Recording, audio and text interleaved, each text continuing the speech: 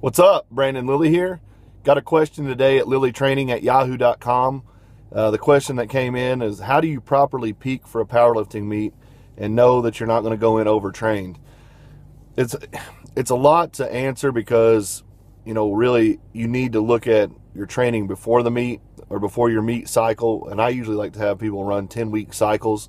I think if you go too much longer than that with a dedicated intention of peaking, it can kind of throw you off a little bit. But I know a lot of people do 12 and 16-week cycles, and I even sometimes suggest a 20-week cycle for someone who's doing 10 weeks of kind of like preparatory work for their 10-week cycle. So there's a lot of variables that go into it. And, to say, okay, you've got 10 weeks to peak and to come in properly. Well, if the previous 10 or 15 weeks of your training was just chaos, it's going to be a more difficult task than someone who's had 10 or 15 weeks previously of really good, organized, structured training. So the best answer I'm going to give you is have a plan and, stick to it, understand the plan, and make sure that it's geared towards an appropriate goal. One of the things that always kills me is people, they'll say, they'll squat 450 in a meet, and their next thought is, well, I'm going to squat 500 in my next meet. And you may do that. You may go in and squat 500 your next meet, but a more realistic goal for me is to have someone say, okay, I want to squat between 465 and 480. 15 to 30 pounds is a more realistic number set to shoot for on a squat. And maybe even a lesser range of improvement on the bench, and then a similar range on the deadlift. But it's just because people want to accelerate their training and progress so quickly that a lot of times they overlook the journey of it all, and they get too caught up in numbers and not really the training. So to get back on point, what I always do, I always deadlift my heaviest 3 weeks out from a meet. That way it gives me a full 3 weeks to go. It prepares me mentally, and it allows me to recover physically. So at 3 weeks out, I pull my last heavy deadlift. My goal with this training is, if I feel really, really good, I'll pull up to about a second attempt, maybe just a little over a second. I will not take a PR attempt at 3 weeks out. If I don't feel so great that day in training, if something feels a little bit off, I may pull 2 to 3 singles with my opener. Just something to build confidence in that number. Hey, even on a bad day, I can pull this 3 times. Not for 3 reps, but for 3 separate sets. And that'll usually give me a lot of confidence moving forward, even if I don't feel great. And then coming back, I'll be recovered as well. So then in week 2 weeks out of the meet for my deadlift, what I usually do is drop down to about 70%, give or take. And I'll do 3 to 4 sets of 3, just as fast and as hard as I can, to really try to, ingrain that explosiveness and whatnot. And then a week out of the meet, I don't deadlift at all, none. And that's not counting meet week. That's counting 1 week out. I'll just do like some back accessory work. So, it's just a good thing for me to just go in and do like some lat pull downs, some bent over rows, really light stuff, just stuff to get some blood flowing through the back. But ultimately for the deadlift, you want to maximize your recovery. I know some people pull right up until the meet, and that's fine. There's definitely nothing wrong with that. But for me, I'm more of a person who prefers to take the recovery route. For my bench press, 3 weeks out, it's kind of an explosive day. I'm going in just to move weight as fast as I can, and you got to understand, I'm coming off the heels of pulling very heavy. So I want to, again, I say focusing on recovery. That day is going to be very simple for me. So I'm just doing a lot of speed work on the bench, 60 to 70% for just some reps, 8 sets of something like 2 to 3 reps.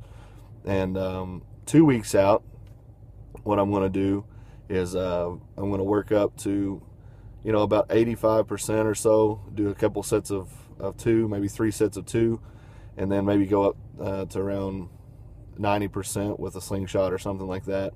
And then 10 days out from the meet, not 11 days, not 9 days, 10 days out from the meet, I go in and I work up to my heaviest bench. I'll actually work up just beyond a second, and I'll put the slingshot on and either take a third, or something that I've been doing a lot of with the slingshot is I'll go beyond the third attempt and do some negatives and have somebody assist me with the reversal of the bar, but I'll just do negatives just to get that heavy weight in my hand and to feel it down, you know, so when you get to the meet, when you're unracking a little bit less weight, it feels really good in your hands. It doesn't have that shock value.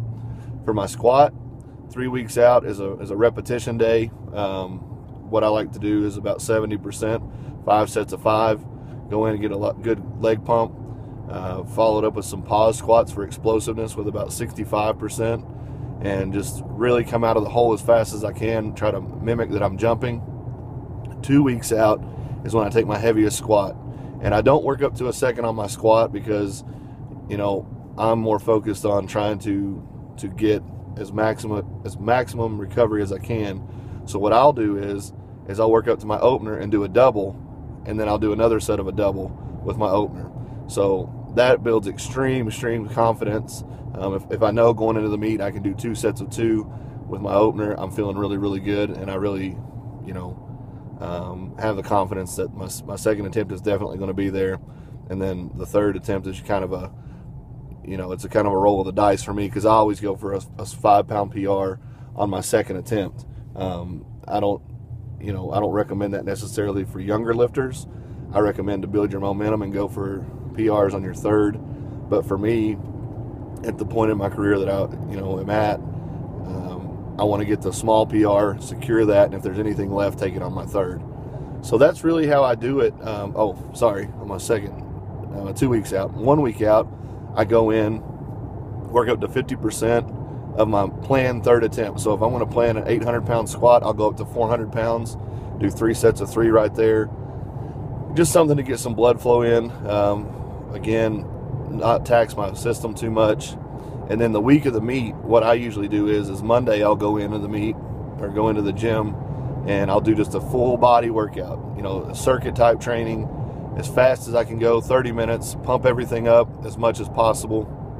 And as soon as I get done with that, I'll go eat a bunch of carbs, drink a lot of fluid, and you know, just try to slam myself full of stuff and, you know, get that good recovery aspect. Tuesday, going in and do the same thing.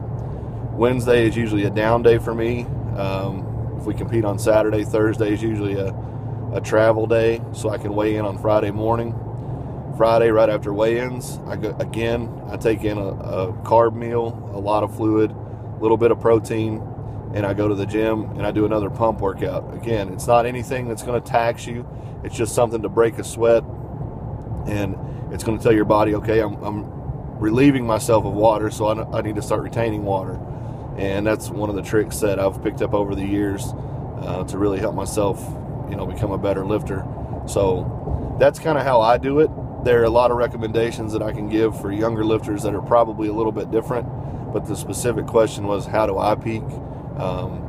You know, and that's just through learning my body. There are a lot of people, take Blaine Sumner, for example.